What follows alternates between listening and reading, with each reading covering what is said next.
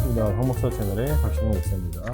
오늘도 우리 커피 한잔 하시면서 우리 본과에 대해서 한번 가이드를 들어보시기를 바랍니다.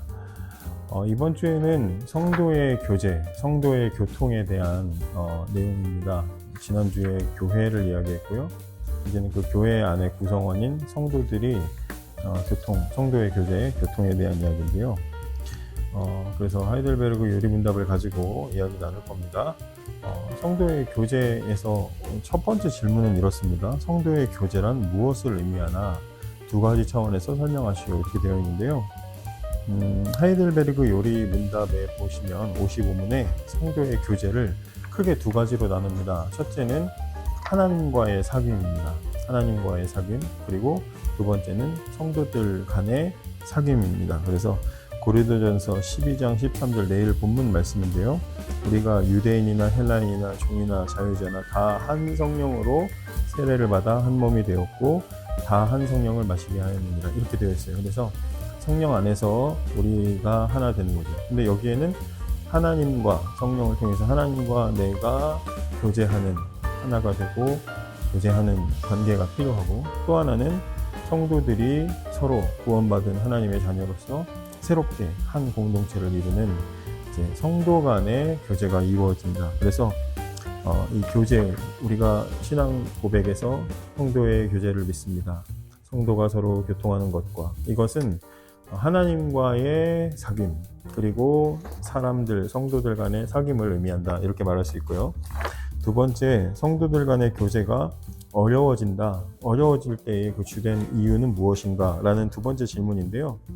우리는 교회를 배우면서 교회는 예수님이 우리의 머리시고, 그리고 우리는 그 몸을 이루는 지체들이라고 우리가 이렇게 배웠습니다. 근데 몸 안에서 교제가 어려워진다, 이건 뭐예요? 몸끼리의 서로의 소통이 일어나지 않는 거예요.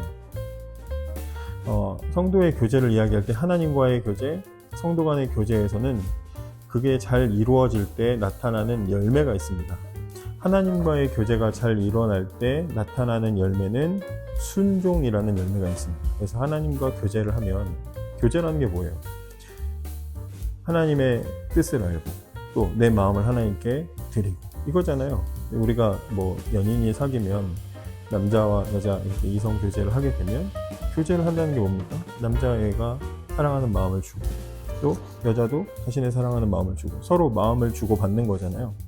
하나님과 내가 서로 마음을 주고 받고 하나님이 어떤 뜻을 가지고 계신지를 알게 됐어요.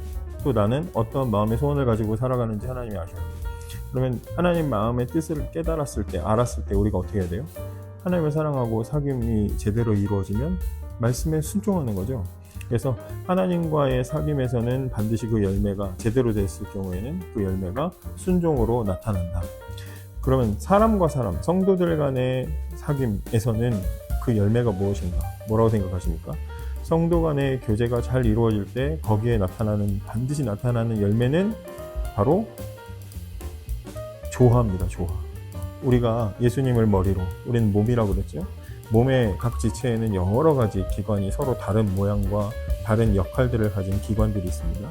그 기관들이 뭐 해야 돼요? 조화를 이루어야 건강하게 살아갈 수 있죠. 팔인데 다리 역할을 하려고 하고, 눈인데 입 역할을 하려고 하면 안 되는 거예요. 조화를 이루어야 건강하게 지낼 수가 있는 거죠. 그래서 우리가 주님의 몸된 교회로서, 몸인 교회로서 우리는 서로 성도 간의 교제를 잘 이루면 반드시 어떤 결과가 나온다? 바로 조화를 이룬다. 그래서 순종과 조화의 열매가 있습니다. 그러면 두 번째 질문이 뭐예요? 성도 간의 교제가 어려워지는 이유가 뭐겠습니까?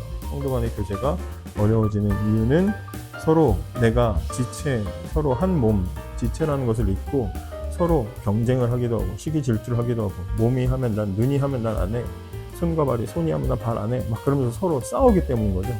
그래서 경쟁이 아니라 우리는 한 몸이라는 것, 하나라는 것을 우리가 잊어버릴 때 조화를 이루기 어렵다라는 것이고요.